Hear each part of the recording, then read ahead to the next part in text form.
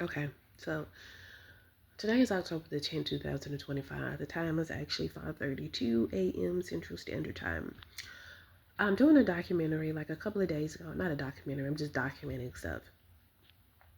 I'm not going to give you my name for the purposes of my privacy. If you see my face and you already know me, you already know what my name is. But I'm going to say my name is Justine. But so a few days ago, which was on the 7th of October, I have to walk. I want my kids to.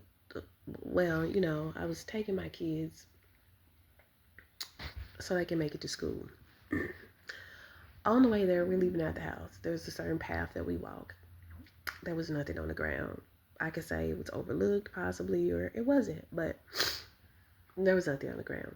As I'm coming back, there's a gold, specifically a gold Magnum contraceptive on the ground out of the packet. So, the reason why this is so pivotal is because this has happened in two other occurrences in two other locations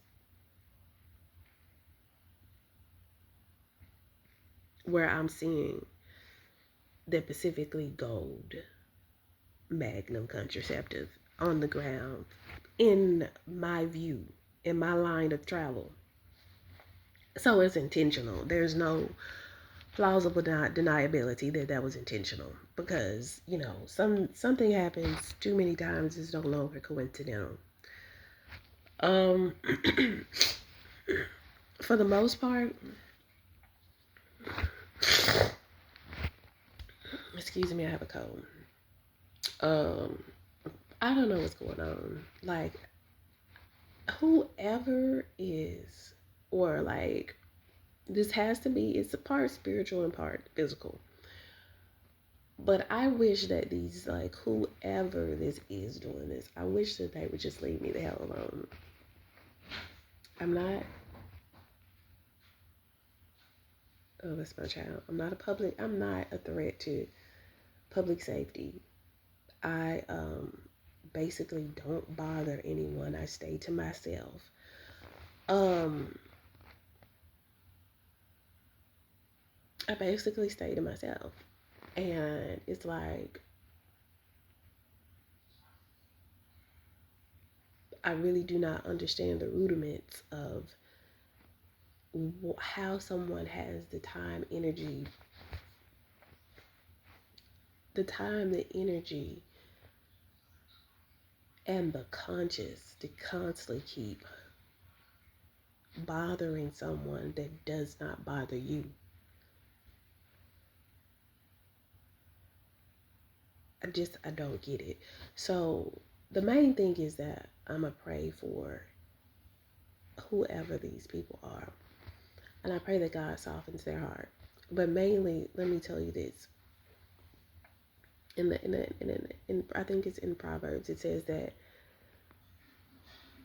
when a man ways pleases the Lord,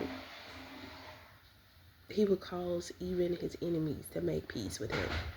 Now, there was a period of time where I was in peace.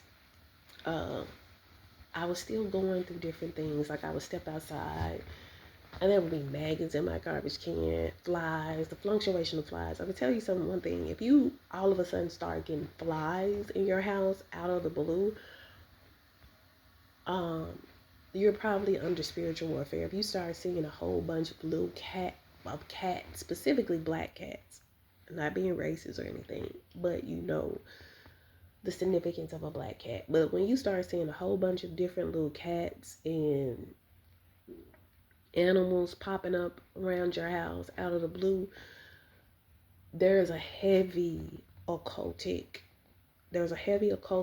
aura that's around you. I'm just gonna let you know. And you need to get with other believers of Christ fast. Another thing I'm gonna tell you, there are witches in the church. I mean, where else would they hang out? Because witches don't like Christians. But even a witch will tell you that someone that is truly a righteous individual, they can't touch. That's why when it says Luke 10:19, I've given you all the power and authority over the enemy and over all the powers of evil or darkness. Please misquote me if I'm saying it wrong. And nothing shall be able to harm you. That's what that means. When you're truly walking, because what I'm going to tell you, honestly, that's why I was able to maintain peace, because I was still operating under the Holy Spirit. But when I fornicated, when I fell into a period of weakness, because I was going through, like, I lost my job at that period of time and I didn't have a lot of money coming in. So I was weak, spiritually weak in some areas. And when I fell short and fornicated, that weakened my altar, because that grieved the Holy Spirit. Because at that point, I felt the love of Christ.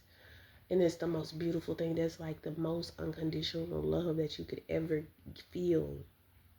When you get that, when you're blessed to be chosen to receive that, it's just like an overpowering amount of love that you feel. So, yeah, this that I'm dealing with is part spiritual, and then um, it's partially physical, because in order for somebody to be able to use a vessel, they have to have some unchecked spots in their spirit to do the evil things that they do. God will never wake up and tell you, "Hey, go outside and put her flat on her tire on flat." God has the power to make things line up where, if He's trying to prevent you from any harm or danger, He'll cause a nail to be in the road for you to drive over to slow you down, versus having a person being utilized, letting the air out of your tire. Um, and it's like, Lord, why me? But then I say, why not me? Jesus went through it. I'm not Jesus though. Nowhere near Him. He was perfect. But I just ask, like, for all prayers of goodness, but you're battling against is like, it's spiritual. It's partially spiritual and it's partially physical. Just keep your head up, and you just have to stay focused. No matter if you do good or bad, if you do good, they're gonna try to twist it into bad. Or if you catch them in a lie, they just create another one. So it's like, basically you just gotta live your life and trust God mainly.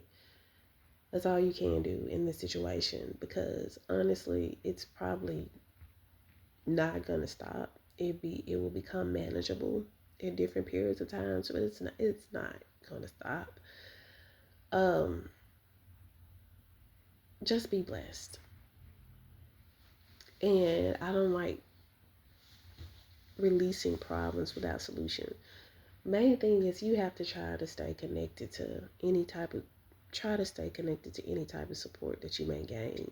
Try to keep um, open lines of communication if possible, because if you do have a positive support system, that's going to be the focus of destruction. Um, Try to maintain employment. It's going to be hard, because it's going to be hard, but try to, because you have to have some form of money coming in. Um, and just keep your trust in God. Whatever, even though you're going through this, God is still with you. He hasn't left you. He hasn't forsaken you. Just keep your eyes focused on Him, because honestly, that's what you're going to have to hold on to. Most of the times when nobody else is around, you're going to have to hold on to God. So just try to stay positive to the best of your ability. And this is coming from someone that's going through it. I'm not playing or faking. This is real. So put your trust in God.